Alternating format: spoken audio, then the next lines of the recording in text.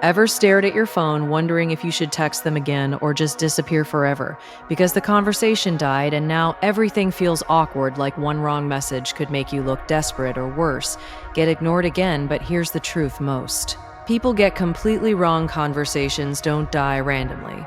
They fade out for very specific psychological reasons. And once you understand those reasons, you stop guessing and start controlling how you come back in. Because think about it, when a conversation dies, it's rarely because you said one terrible thing. It's usually because the energy dropped, the curiosity faded, or the interaction became predictable. Maybe you started replying too fast, maybe the messages became dry, maybe there was no emotional spike, or maybe there was no emotional spike, or maybe the life simply got in the way, but your brain turns it into rejection and now you hesitate to reinitiate. And that hesitation is exactly why most people never restart conversations successfully. They either send a boring hey, which signals low value, or they overthink so much that they send a boring hey, which signals low value. Or they overthink so much that they never send anything at all. But the people who are good at this, they understand something powerful. They don't try to restart the conversation, they re-enter it like nothing broke in the first place. And that's a completely different mindset, because restarting feels like fixing something broken, while re-entering feels natural, confident, and effortless.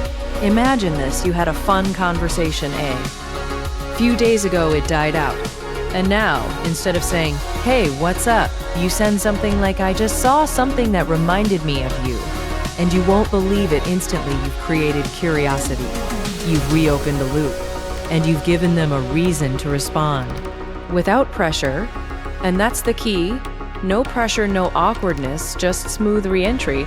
But before we go deeper into exactly what to say, you need to understand one critical thing: if you don't fix the reason the conversation died in the first place, you'll just repeat the same pattern again. So the real question isn't what should you text, it's why did it go silent? And once you see that clearly, everything changes. Because now you're not chasing replies, you're creating them. And in the next part, I'm going to show you the exact hidden reasons conversations die that no one talks about, and how you can use that knowledge to make your comeback feel natural instead of forced. Now, here's where it gets interesting, because most people think conversations die because the other person lost interest, but that's a surface level explanation. And if you stay at that level, you'll keep making the same mistakes over and over again. The real reason conversations die usually comes down to 3 invisible shifts that happen without you noticing. The first is energy mismatch, where one person is investing more than the other. Maybe you're sending long messages and they reply with 1 word, or you're replying instantly while they take hours. This creates a subtle imbalance, and humans naturally pull back when something feels too available or too predictable. The second is lack of emotional movement, meaning the conversation stays flat. There's no curiosity, no playfulness, no tension. It becomes a routine exchange, like, "How was your day?" "Good." "Yours?" "Good." And that's when the brain gets bored, because there's nothing to anticipate. And the third is context loss, which is the biggest one. Conversations need a reason to continue. And when that reason disappears, like a shared topic, a joke, or a moment, the interaction slowly fades out instead of ending abruptly. And this is why sending a random hey after days of silence almost never works, because it ignores all 3 problems. It doesn't fix the energy, it doesn't add emotion, and it doesn't restore context. So it feels awkward for both sides. But here's the shift that changes everything. Instead of thinking, "How do I restart this?" you start thinking, "How do I reintroduce value, energy, and context in one message?" For example, instead of saying, "Hey," you could say, "I just walked past a place that reminded me of our conversation about food, and now I'm curious, what would you actually order if you had no budget limit?" Notice what happened here: you brought back context, you added curiosity, and you made it easy for them to engage without pressure. Or another example: if things ended on a funny note, you can re-enter with something like, "I still think my point was better, but I'll give you one chance to defend yours. Now there's playfulness, there's tension, and it feels like the conversation never died in the first place. And this is exactly what high-level communicators do differently. They don't chase attention, they recreate moments, and once you understand this, you'll never feel stuck staring at a dead chat again, because you'll know exactly how to bring it back to life naturally. And in the next part, I'm going to give you specific re-entry strategies you can use in different situations, so no matter how or why the conversation died, you'll always know what to say without sounding awkward or forced. So now let's turn this into something you can actually use in real situations.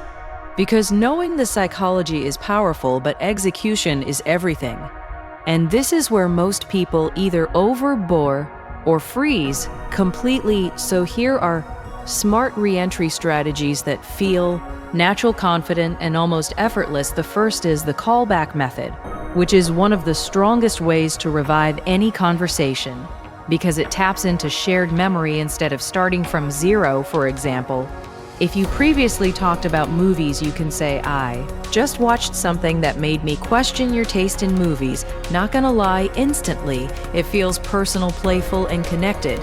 The second is the curiosity hook, where your goal is to create an open loop in their mind, something incomplete that they feel compelled to respond to, like, "You won't believe what just happened to me today," or "I just realized something about our last conversation and it's kind of funny this works."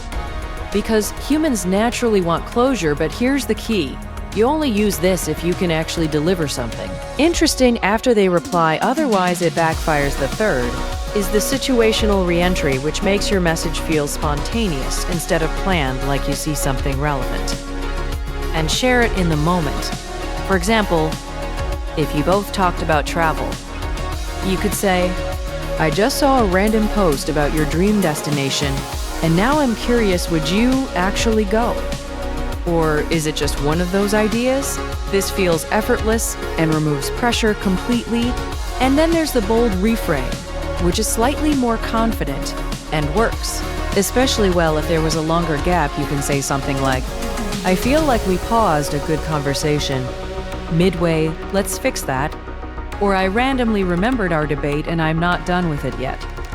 This shows confidence without neediness and makes the interaction feel intentional instead of accidental. But here's the most important rule behind all of this. Never come from a place of seeking validation. Your message should feel like you're bringing something to the conversation, not trying to get something from it, because the moment it feels like you need a reply, your tone changes even through text, and people can sense that instantly. And that's what creates awkwardness, not the message itself. So the next time you're staring at a dead conversation, don't overthink, don't send a boring "hey," and definitely don't assume it's over. Instead, step back, think about the last moment you shared, reintroduce energy, context, or curiosity, and re-enter like nothing ever broke. Because when you do it right, it doesn't feel like restarting, it feels like continuing. And that's the difference between being ignored and being ignored. Remembered?